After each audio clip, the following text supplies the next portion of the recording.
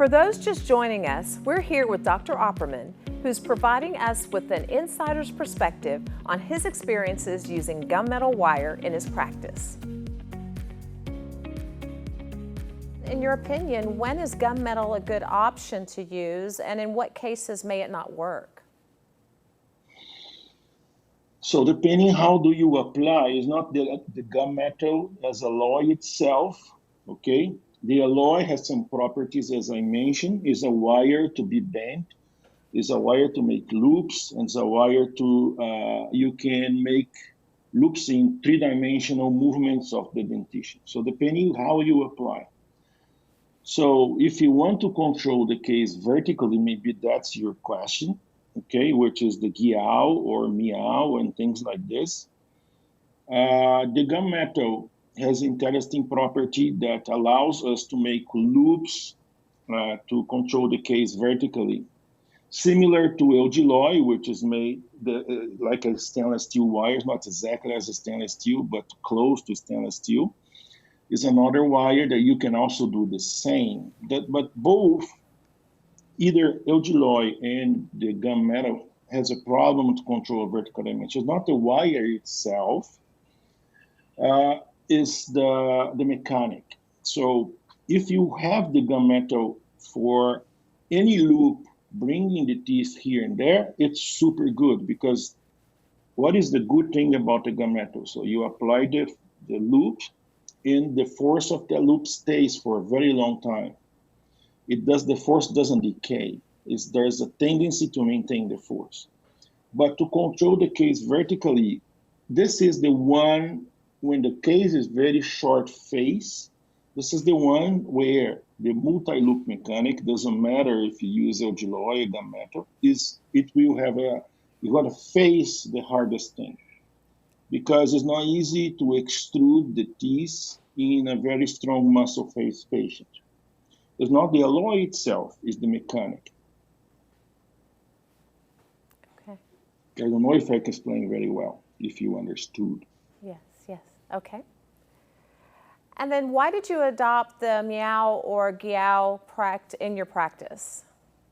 Why? Okay, great. This is a good question.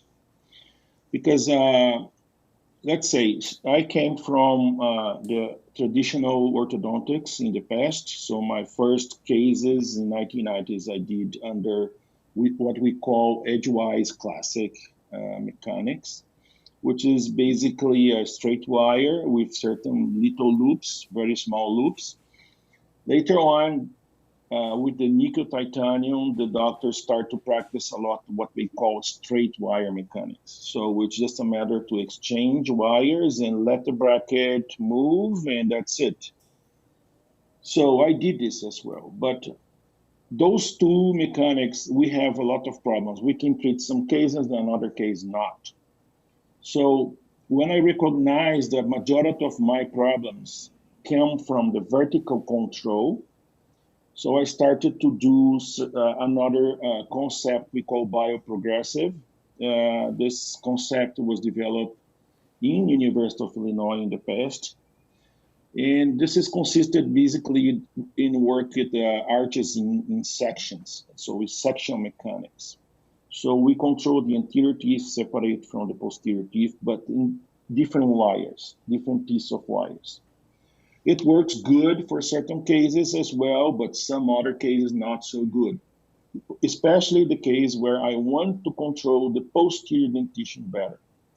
So in these particular cases, I entered to the meow. So I came and studied in Vienna with the meow concept. So the meow concept is better to control the posterior dentition. So the meow and the GIAO both, okay? You can have much better control of the whole arches because this is a multi-loop concatenated wire. And these loops helps us to control every little segment as a single unit. So for example, if I want to rotate a certain element or just to give this element a little bit offset, inset, torque control, extrusion, you can control separate.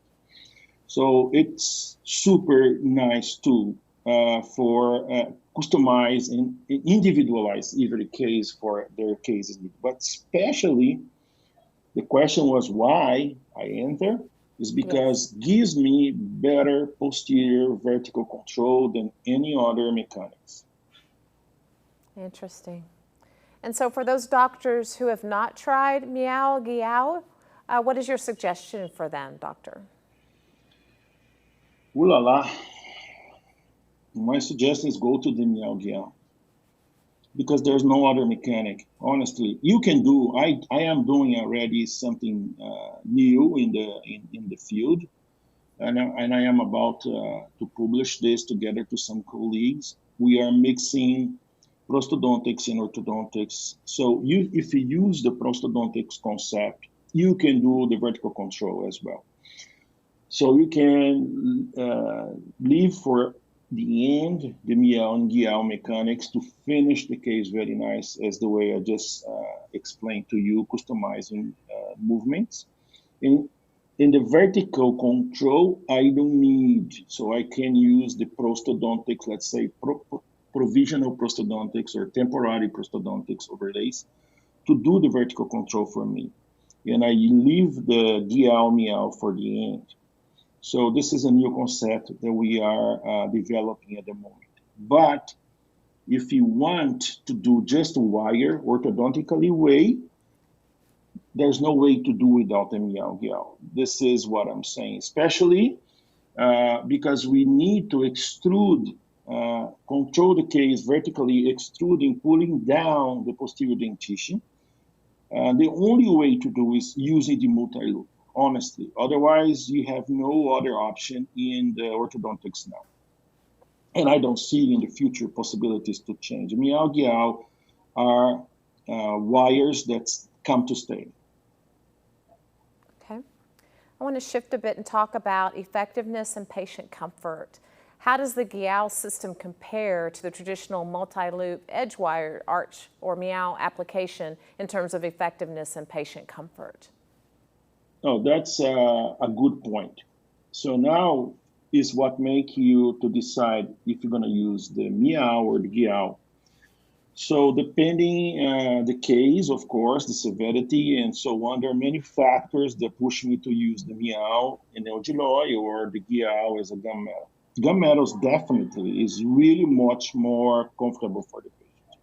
There's no question here.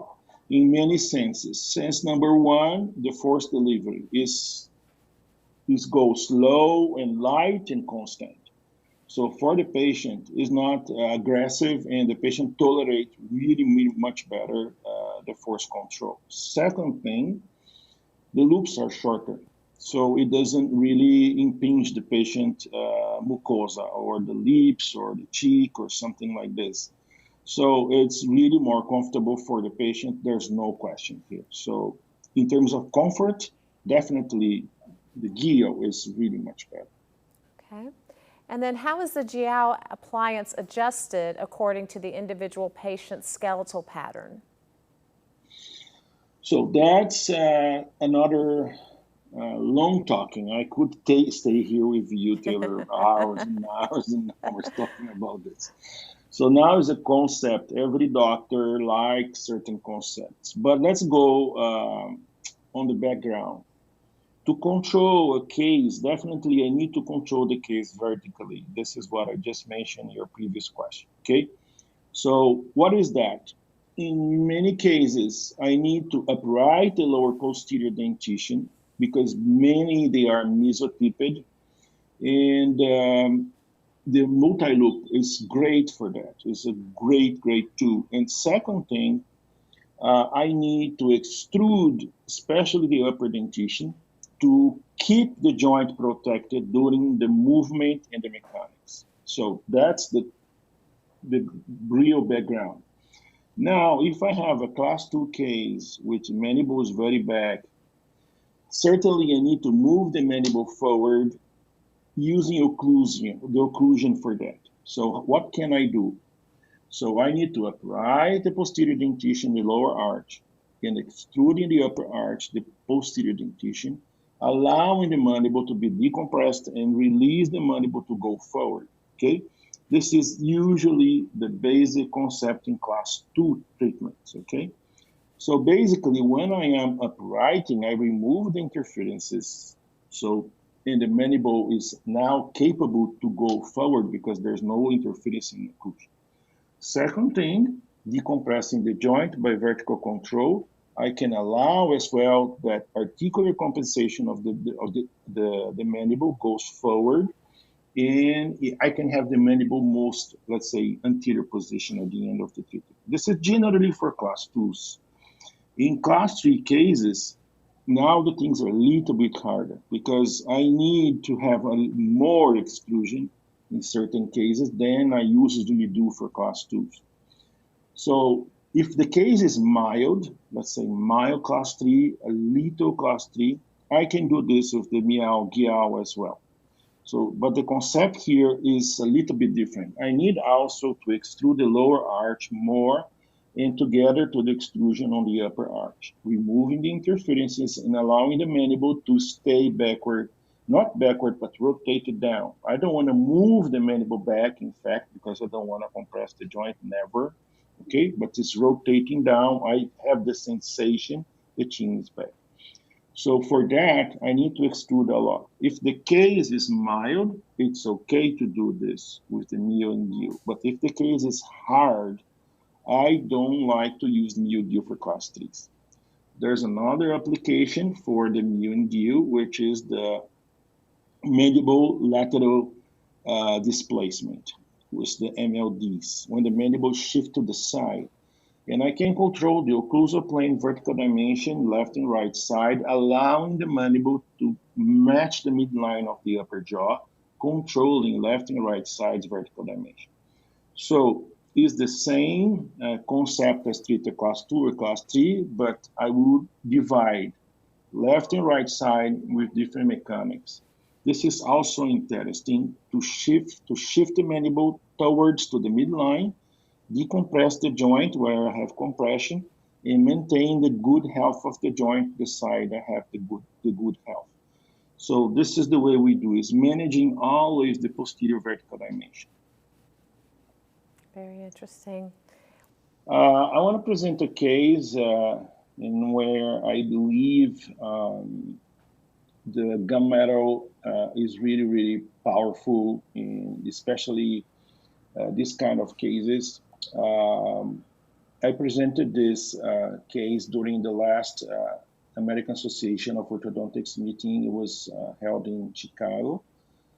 And together to the University of Illinois and Vienna School of Interdisciplinary Dentistry, we presented this case during the Congress. So basically, I want to give a very short intro here before I present the case itself. There's a long time already, since 1950s, that doctors are really observing that the patients with class 2s really have condyle compressions and condyle resorptions, and a lot of TMD problems in class 2 cases, especially in the class 2 high angle cases, the dolichofacial patients. They are really more exposed to compression on the condyles. And Dr. Ricketts, which was a professor in Illinois and later on moved to California, he was the one that really showed us that the importance of the control of the posterior dentition in this particular paper, showing control on the lower dentition. So it was so important to control the lower dentition and vertical dimension to control the TMJ and the mandible in space. And he did this as intense studies, and he compared a lot mandible shapes between very square faces and very long faces, and he could conclude that the control of eruption or the control of the posterior vertical dimension is really critical in order to have a good mandible, in order to have a very good face of the patient at the end of the treatment.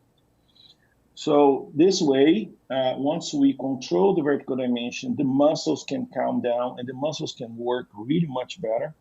And the force of the muscles really impede the compression of the joint. So here we have two situations: the vertical occlusion control, um, avoiding the condyle moving up inside the joint and not moving cranially inside the joint. And second thing, calming down the muscles, avoiding side movements or bad movements of the mandible, compressing the condyle against the eminence or any area inside the joint. So here's a picture that he published in 1960s, comparing on the letter A here, on your left side, which is a normal condyle, and on letter B here, on the rear right side, you can see how a compressed condyle really deforms and causes a very big destruction inside the joint. So this is what you want to avoid. This is what we don't want to have in our patients during the treatment. But some cases we receive with already resorbed condyle. And so we have to find a solution. We have to find a way to treat these cases. So basically, it will always pass through the vertical control of the posterior dentition, as I mentioned before. Okay? So this way, I avoid the condyle goes backward, as you see in this red arrow, and I don't want to put the mandible backward inside the joint. So now, what we should do, basically, as you see here in this sketch constructed by Professor Ricketts, which is a normal grower, you can see that the upper dentition on the molar in the posterior area should be erupted way more than the lower dentition and the molar area in order to have a good mandible growth and a good mandible displacement anteriorly. So another author is talking about exactly the same, which is Professor Sadao Sato from Japan. He always also shows us that the posterior dentition erupt way more than the anterior dentition in a class 1 subject. So this is what we need to do, is copy the nature, is like copy the nature. If I have a class 2 case, I need to put this patient into a class 1 growth model. So basically, we're going to be extrude the posterior area on the upper jaw and control the lower dentition as best as we can, especially uprighting, in order to have a very nice joint and no compressed joints in class 2 cases, okay? So loss of occlusal support is the most common problem. And I don't want to have the condyle being compressed against the joint. So avoid compression. This is what I usually say. And here is the big benefit of the GUMMETAL mechanics, okay? The GUMMETAL mechanics is decompress a compressed joint, okay? And I will avoid certainly the anterior teeth interference, and I will avoid certainly disc displacement, joint clicks, and many other bad things happening inside the joint, okay? So anterior teeth interferences will be avoided as well. Let's see this case that came to my office. It also goes towards one of those ones I was talking to Taylor in the beginning, the cases that make me proud, the cases that make me really sleep very well when I go bed, and cases that make me really feel happy forever in my life. This guy is a syndrome patient, of course. And he came to me with many referrals of surgery. The family came and said, please, doctor, I don't want to treat this guy with surgery. He already had so many surgeries in his life. Please, I don't want to do another surgery in his mouth. I don't see that it will really benefit him. Please try to help my kid with a treatment without surgery. So if you see his face, it's a very long face, a very retrusive lower jaw. And he came to my office with those brackets that I didn't bond. It's already like this from another office, from another colleague. And this was the situation with super big open bite. So the open bite cases are the ones that Gil and Milk wires really treat very nice. But it's not just a matter to close the bite. It's not only close the bite itself, it's also control the joint. is avoid the joint compression, which is really, really interesting. Close the bite here is a matter to reduce the posterior vertical dimension anyway, but here's not the case because he came to me with already problems in the joint. So let's move here and you can see his panoramic. You can see the condyles left and right, especially on the left side, is already shorter. So I cannot keep this situation. I need to decompress the joint together to close the bite. So it's a big, big challenge in this kind of case. And I could see as well that he had in that moment the third molars present and no space for the lower canines. So the lateral ceph presenting a very big open bite. And this is what we see because there's no posterior support to the posterior occlusion, and the condyles definitely compress against the joint. So we need to decompress.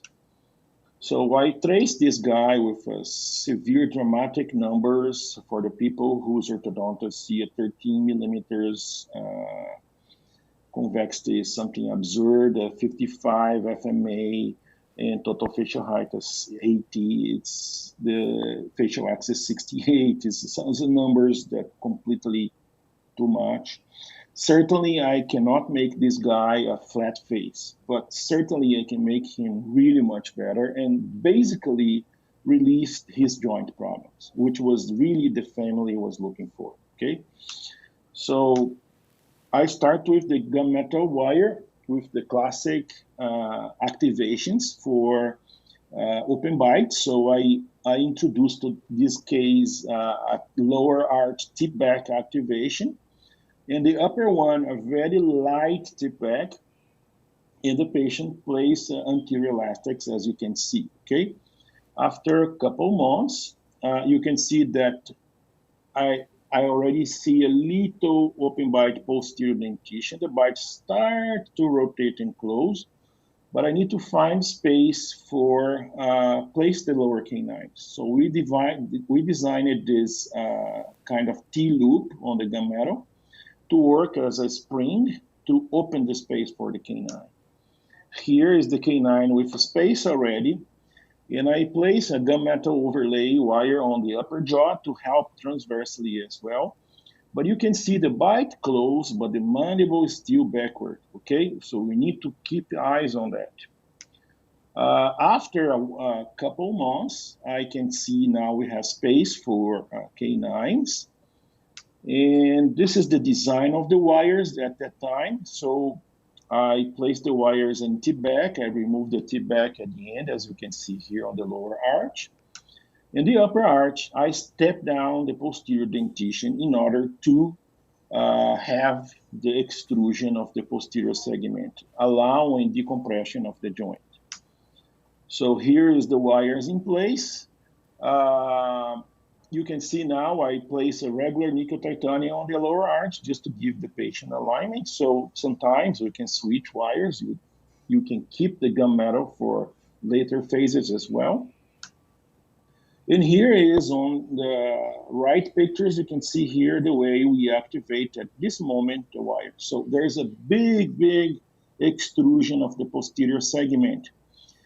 And sometimes the doctors ask me, oh, Nelson, how can you close the bite by extruding the posterior segment? By condyle rotations, by mandible rotation. The mandible rotates not only because you reduce the vertical dimension, but also because you decompress the joint. So two options.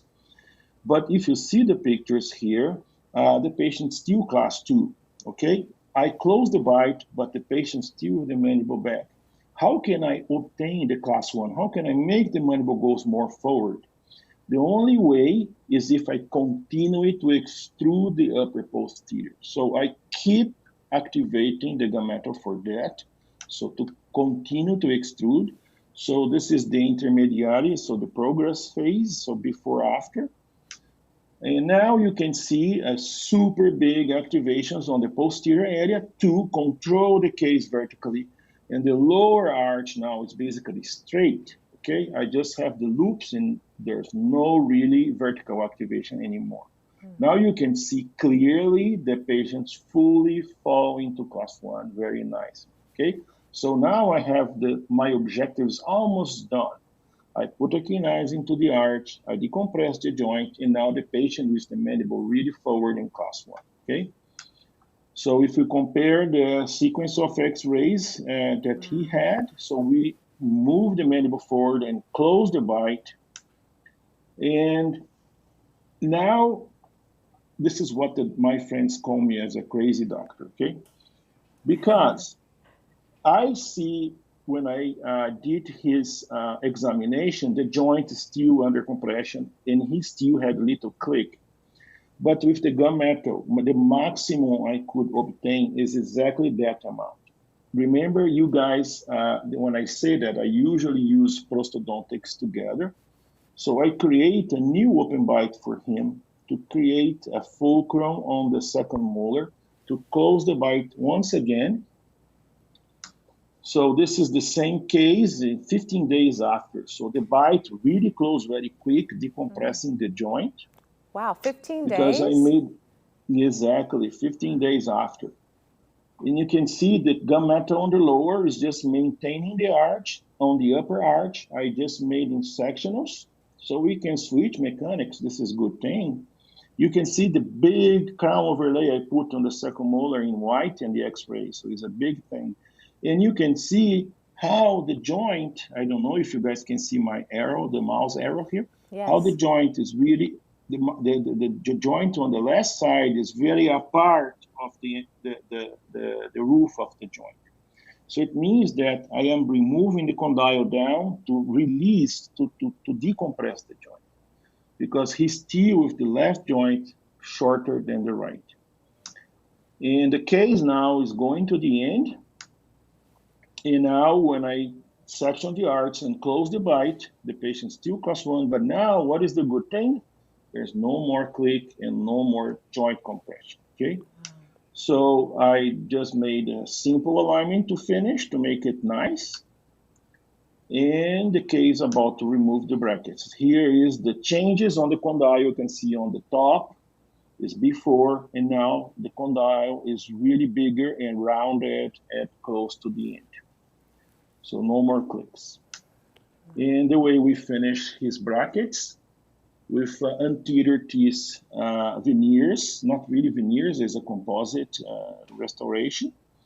Temporary, we still need to give him a little bit more reshaping of this the dentition before we consider the case finished, but this is the way he is at the moment. Super glad, very happy guy. The family is super happy because there's no surgery, has no more pain, no more joint problem, and the mandible is really forward, and we have the decent occlusion, decent finish. We can never forget, this is a syndrome case. His jaws are narrow, but we can make this kind of finishing in such a case. Wow, that is incredible. And from start to finish, Dr. Opperman, how long has it been? Took me 2 years and something, 2 years to 3 months, with the pandemic in between.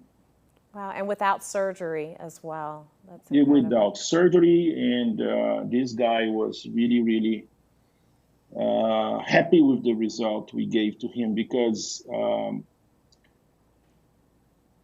he was functionally speaking really perfect. There's no more problems in terms of joint. And aesthetically speaking, his face is really much nicer. I don't have his final pictures. I'm sorry I didn't put in this presentation. But next time he come here, I'm going to take a very nice sequence of his face pictures. But he's really much better. He's capable to seal the lips. He's capable to chew, to breathe. And he's basically normal life now without any surgery. And family is so happy, 2 years something. It's maybe faster than if you do surgery for him. Unbelievable. I would love to see some after pictures when we have those available. I will definitely. I didn't put here by mistake, but I have this guy around here. Next time when we talk together, I can definitely put his final pictures. Good. Well, it's been truly enlightening, Dr. Opperman, to hear your story, to hear about these cases. We're privileged to have you with us. You're an orthodontist with such an impressive range of experience. Could you tell our viewers where we could find you or where we can contact you? Oh, thank you, Taylor, for the opportunity. I'm easy to find in Facebook or Instagram. It's just like Nelson Opperman. And you can reach me by email. I can put my email back here maybe again. Let me see if I didn't turn off my presentation here. So this is my email. It's nelson@cbon.com.br as Brazil. Okay. You can use also my university email. It's nopper@uic.edu, education. So, but this one is my private one. You can also contact me to Messenger, to Facebook, to Instagram. It's very easy to find me. Wonderful. Well, thank you so much for your time, Dr. Opperman. We greatly appreciate you. Oh, thank you so much, Taylor, for the opportunity. I'm available anytime you need some clarifications. Well, there you have it, folks. You've heard it firsthand about the transformative experiences that Gunmetal Wire can provide right here on Gunmetal TV. I want to extend a heartfelt thank you to Dr. Opperman for joining us all the way from Brazil and for taking time out of your busy schedule to share your insights on Gunmetal Wire. Thank you guys for the opportunity. Thank you for the staff and for you, Taylor. Thank you very much. Just before we sign off, let's not forget what makes Gunmetal so special. It's an orthodontic tool designed to perfect your smile, a groundbreaking TINB-based beta titanium alloy, a brainchild of the innovative minds at Toyota Central R&D Labs. Gunmetal truly stands in a league of its own. So when considering orthodontic options, prioritize your well-being and opt for Gunmetal. Until next time, keep smiling and stay tuned for more exciting insights here on Gunmetal TV.